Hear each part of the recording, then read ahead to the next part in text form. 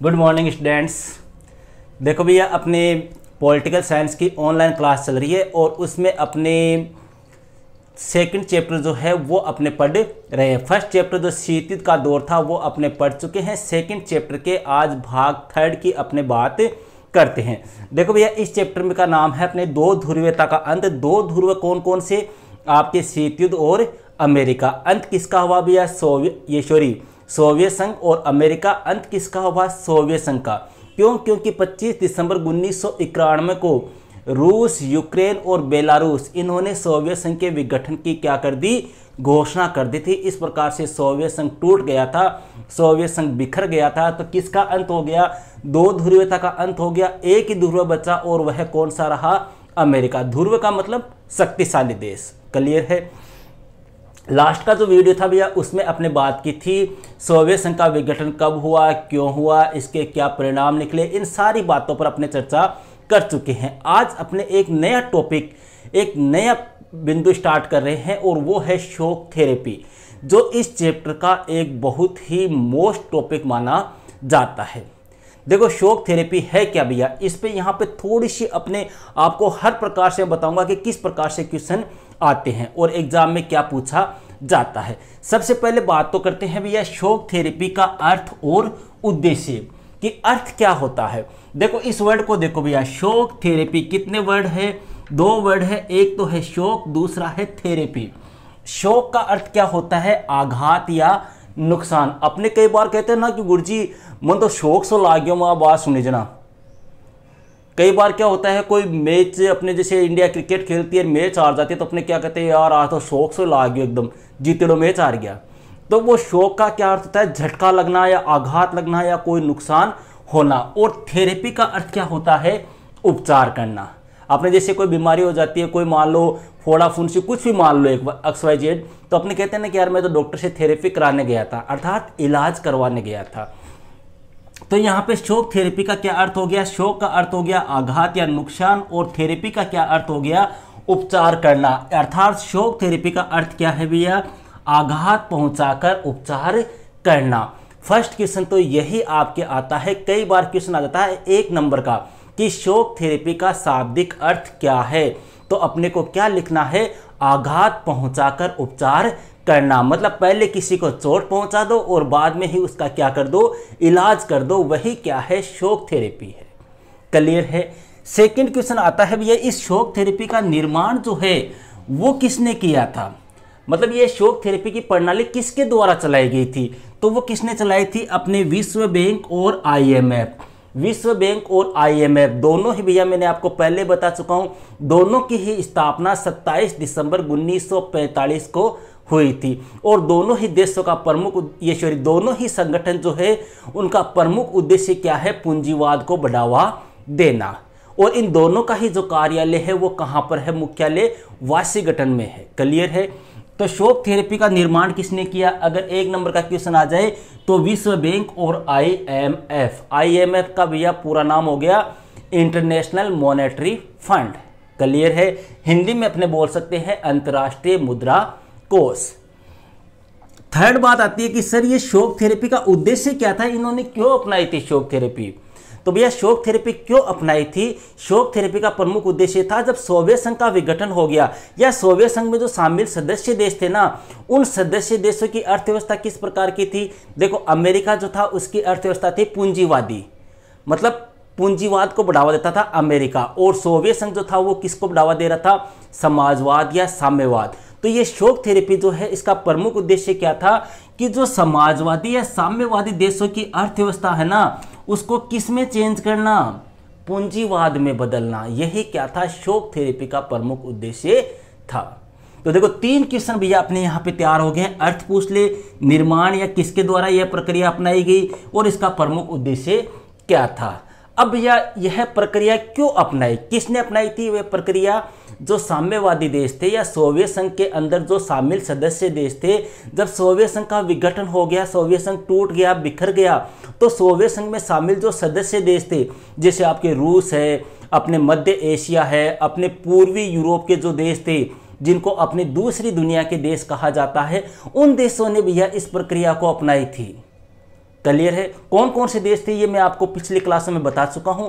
तो उन देशों ने ये प्रक्रिया अपनाई थी। अब क्वेश्चन आ जाए कि जो शॉक थेरेपी की प्रक्रिया है वह प्रक्रिया इन देशों ने क्यों अपनाई, ऐसा क्या कारण हुआ था कि इन्होंने यह प्रक्रिया अपनाई। तो भैया देखो, फर्स्ट कारण तो क्या हो गया, राज्य की संपदा का निजीकरण करने के लिए। राज्य की संपदा का क्या करने के लिए, निजीकरण। भैया निजीकरण का मतलब क्या होता है, देखो अपने सोवियत संघ में जो शामिल सदस्य देश थे उनकी अर्थव्यवस्था कैसी थी, समाजवादी या साम्यवादी। समाजवादी का मतलब हो गया भैया ऐसी अर्थव्यवस्था जिसके ऊपर किसका अधिकार हो, पूरे समाज का अधिकार हो या सरकार का अधिकार हो, वो तो कैसी होगी, समाजवादी। और पूंजी निजीकरण का मतलब क्या हो गया, जिसके ऊपर किसी एक ही व्यक्ति का या किसी कंपनी का या किसी फर्म का अधिकार हो, मतलब पूरे समाज का अधिकार नहीं हो। जैसे कोई फैक्ट्री है वो कैसी हो गई, निजी हो गई, कोई कंपनी हो गई, कोई बड़ी फर्म हो गई, कोई बड़ा उद्योग हो गया। तो जो सोवियत संघ से विघटित भैया जो देश थे, सोवियत संघ से जो देश आज़ाद हुए थे, जो टूट गए थे, सोवियत संघ को जिन्होंने छोड़ दिया था, उन देशों ने भैया क्या किया, अपनी जो समाजवादी अर्थव्यवस्था थी उस अर्थव्यवस्था को वो किस में तब्दील करना चाहते थे, निजीकरण करना चाहते थे। निजीकरण करने के लिए यह प्रक्रिया उन्होंने अपनाई। क्लियर है। देखो यहाँ पे मैंने पॉइंट लिखे हैं, अगर बड़ा क्वेश्चन आ जाए कि शॉक थेरेपी की प्रक्रिया क्यों अपनाई गई, 4 या 6 नंबर का, तो जो मैं बोल रहा हूँ वह आपको इन पॉइंट्स में लिखना है। साथ साथ में आप नोट्स भी बनाते रहो ताकि आगे जाके आपको किसी प्रकार की कोई तकलीफ ना हो।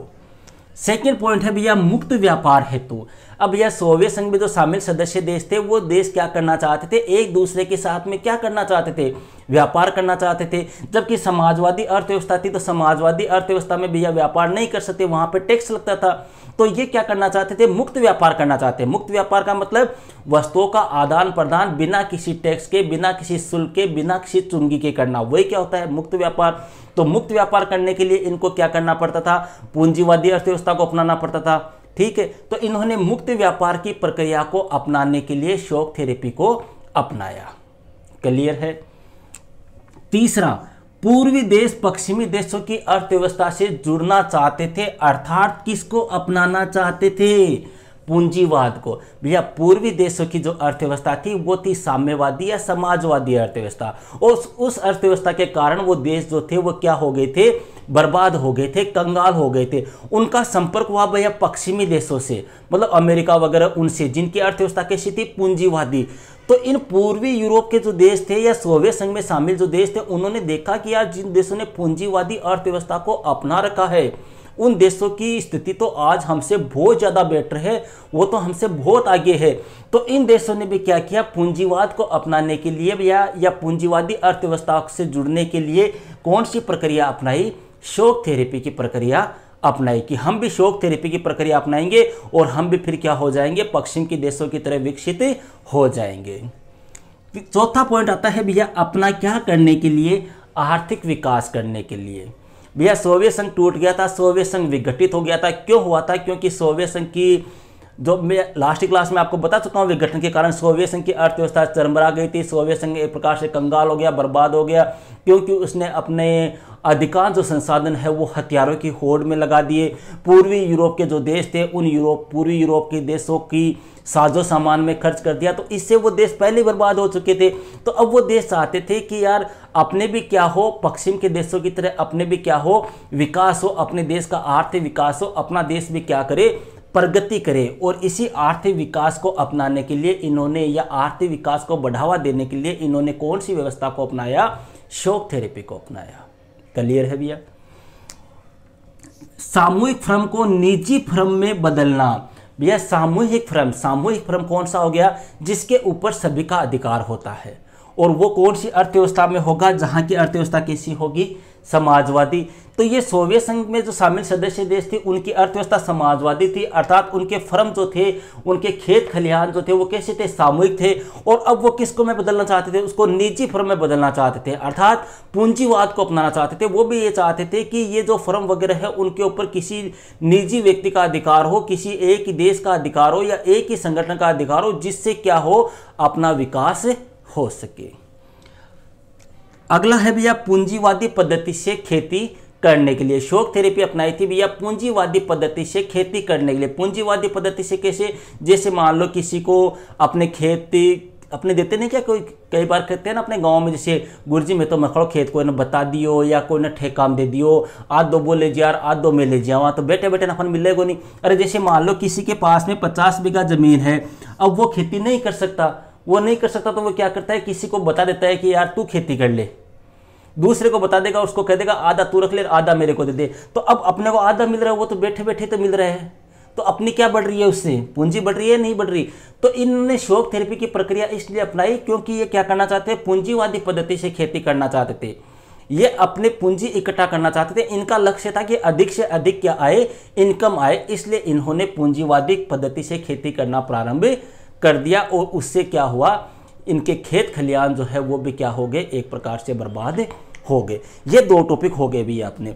अब इसका जो मेन क्वेश्चन आता है वो क्या है, वो देखो। शौक थेरेपी क्या है भैया, ये आपको मैं बता चुका हूं। शौक थेरेपी की प्रक्रिया किन्होंने अपनाई, ये भी आपको बता चुका हूं। शौक थेरेपी का निर्माण किसके द्वारा किया गया, ये भी अपने हो चुका है।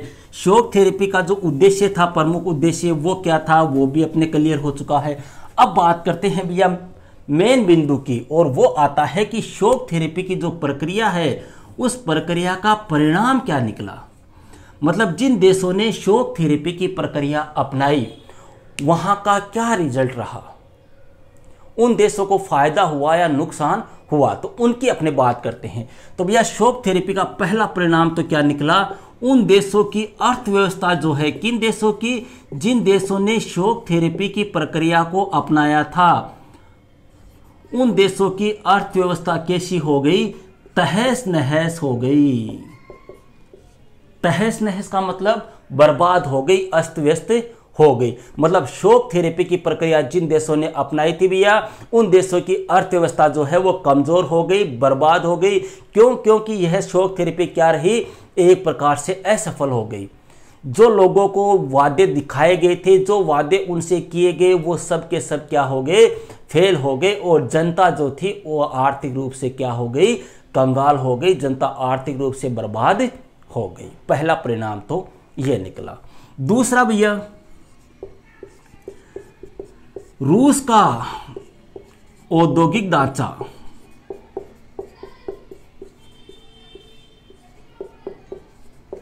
चरमरा गया। देखो ध्यान रखना, जब भी पेपर में ऐसे क्वेश्चन आए कि शौक थेरेपी के परिणाम बताओ, तो अपने एक ऐसे पैराग्राफ सा मत लिख देना, क्योंकि भैया पैराग्राफ में नंबर नहीं मिलते हैं। अपने को कोई भी बड़ा क्वेश्चन आ जाए 5 नंबर का, 6 नंबर का, तो उनके आपको इस प्रकार से पॉइंट बनाकर फिर आपको उनका वर्णन करना है। क्लियर है? तो दूसरा परिणाम क्या निकला भैया, रूस का औद्योगिक ढांचा जो है वो चरमरा गया। देखो सोवियत संघ के विघटन के बाद में सोवियत संघ का जो उत्तराधिकारी बना था वो कौन सा देश बना था, रूस ही बना था। सोवियत संघ के जितने भी संधियां वगैरह थी उनकी जिम्मेदारी बाद में किसने ले ली, रूस ने ले ली। तो रूस का जो औद्योगिक ढांचा है वो चरमरा गया। क्यों? क्योंकि रूस ने भी अपनी कौन सी प्रक्रिया अपनाई थी, शौक थेरेपी की। तो रूस के जो 90% उद्योग धंधे थे वो किसके हाथों में चले गए, निजी हाथों में चले गए। क्यों? क्योंकि इन्होंने शौक थेरेपी की प्रक्रिया अपना ली। और शौक थेरेपी में क्या होता है, निजी हाथों को सौंपना पड़ता है, निजी फर्म को बढ़ावा दिया जाता है। तो इसके जो उद्योग धंधे थे वो 90% उद्योग धंधे किसके हाथों में चले गए, निजी हाथों में चले गए। या इन्होंने क्या किया, कंपनियों को बेच दिया, जिससे क्या हुए, उन उद्योग धंधे जो थे या उन उद्योग धंधों में जो काम करने वाले लोग थे वो एक प्रकार से क्या हो गए, चौपट हो गए, बर्बाद हो गए। इसके बाद में तीसरा परिणाम अपने कह सकते हैं भैया, रूसी मुद्रा में गिरावट। मुद्रा क्या हो गई भैया, रूस की मुद्रा है भैया अपने कौन सी, रूबल। ध्यान रखना, जैसे भारत की मुद्रा अपने रुपया है या नहीं है, उसी प्रकार से रूस की मुद्रा क्या थी, रूबल थी भैया। इस रूसी मुद्रा में क्या आ गई भैया, गिरावट आ गई। गिरावट क्यों आ गई, क्योंकि क्या बढ़ गई, मुद्रास्फीति बढ़ गई। मुद्रास्फीति बढ़ गई। मुद्रास्फीति कैसे भैया, मतलब जो सामान थे उन सामानों की रेट जो है वो बहुत ज़्यादा हो गई। सामान मतलब कम थे और उनकी रेट क्या हो गई, ज़्यादा हो गई। जैसे अपने बोलते हैं ना, एक अनार 100 बीमार। अब अनार तो एक है लेकिन उसको पाने वाले 100 व्यक्ति है। तो उस कंडीशन में क्या होगा, उस अनार की रेट क्या कर दी जाएगी, बढ़ा दी जाएगी। ऐसा ही तो होगा। तो यहाँ पर क्या हुआ कि रूस के दो धंधे चौपट हो गए, बर्बाद हो गए। बर्बाद होने से रूस की जो मुद्रा थी रूबल, वह भी एक प्रकार से गिर गई, क्योंकि सामान जो थे उनकी कीमतों में वृद्धि हो गई, जिससे मुद्रास्फीति बढ़ गई। और मुद्रास्फीति बढ़ने से लोगों के पास में जो जमा पूंजी थी, पहले बर्बाद हो चुके थे, बाद में रहने के थोड़ी बहुत उनके पास में जो शेष जमा पूंजी थी वो भी क्या हो गई, चली गई। इस प्रकार से रूसी मुद्रा जो है वो भी क्या हो गई, कमजोर हो गई, उसमें गिरावट आ गई। ये पॉइंट ध्यान रखना भैया। इतिहास की सबसे बड़ी गराज सेल, ये देखो कई बार आता है ये क्वेश्चन। गराज सेल क्या होती है? देखो सेल क्या होती है, कई बार अपने नहीं कहते क्या कि गुरुजी मखड़ा गांव का माने एक सेल आयो है बटे, शेर नहीं ध्यान रखना, सेल आयो है गुरुजी बटे 100 रुपया का माने जींस मिल रही है, 50 रुपया में गुरुजी जूता मिल रहे है, या 10 रुपया का मानो गुरुजी बटे शानदार फोन मिल रहे है। इस प्रकार से सुनते हैं अपने कई बार, और होता भी है, बड़ी बड़ी सीटियों में सेल लगते हैं, हर माल 99 का, 50 का, 95 का। तो भैया ये जो शौक थेरेपी थी, ये शौक थेरेपी इतिहास की सबसे बड़ी गराज सेल साबित हुई। अब देखो यहाँ पे छोटा क्वेश्चन नहीं पूछ सकते कि शौक थेरेपी को इतिहास की सबसे बड़ी गराज सेल क्यों कहा जाता है, 1 नंबर का क्वेश्चन आ गया। तो इसमें क्या लिखना है भैया, देखो अपने को, देखो भैया जो रूस था, उस रूस ने क्या किया, उसके उद्योग धंधे जो थे वो चौपट हो गए थे, बर्बाद हो गए थे, कंगाल हो गए थे। क्यों? क्योंकि उसने क्या किया, अपने 90% उद्योगों को निजी हाथों में बेच दिया या किन्हीं कंपनियों को बेच दिया। तो अब क्या हुआ, देखो भैया, रूस के उद्योग धंधे जो थे वो चौपट हो गए। उन्होंने क्या किया, फिर उन उद्योग धंधों को कम कीमतों पर बेचना प्रारंभ कर दिया। एक सेल लगा दी कि हमारे ये उद्योग बेचे जा रहे, और उनको आए जैसे दामों में बेच दिया, ओने पोने, मतलब कोई 5 दिया तो ठीक है, कोई 10 दिया तो ठीक है, कोई 50 दिया तो ठीक है, इस प्रकार से उनको बेच दिया। अब इस प्रकार से क्यों बेचा? देखो भैया, रूस ने तो क्या किया था, इस सेल में भाग लेने के लिए या उद्योगों की जो महाबिक्री प्रारंभ की थी, उस बिक्री में भाग लेने के लिए सभी लोगों को अधिकार पत्र दिए थे कि ये अधिकार पत्र है, आप इस सेल में भाग ले सकते हो। समझ रहे हो? जैसे मान लो यहां पर ये रूस के उद्योग है, इनको बेच रहा है कौन?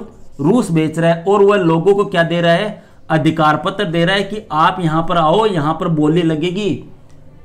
समझ रहे हो? यहां पर बोली लगेगी और आप हमारे उद्योगों को खरीदो। अब लोगों के पास में भैया पूंजी नहीं थी, तो उन लोगों ने क्या किया, उनको जो अधिकार पत्र दिए थे, उन लोगों ने क्या किया, वो अधिकार पत्र अमीर व्यक्तियों को बेच दिए, पैसे वाले लोगों को बेच दिए।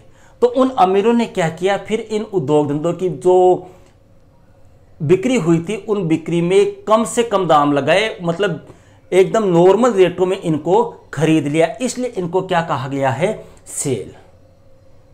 हालांकि रूस का मकसद ये नहीं था, रूस इनसे मुनाफा कमाना चाहता था, इन उद्योग धंधों को अच्छे दामों में बेचना चाहता था, लेकिन जो जनता थी वो जनता गरीब थी, उनके पास में पैसे नहीं थे, तो उनके पास में जो अधिकार पत्र उनको दिए गए, वो अधिकार पत्र उन्होंने अमीरों को बेच दिए, और अमीर लोगों ने इन उद्योग धंधों को खरीद लिया, जिसके कारण इसे इतिहास की सबसे बड़ी गराज सेल कहा जाता है।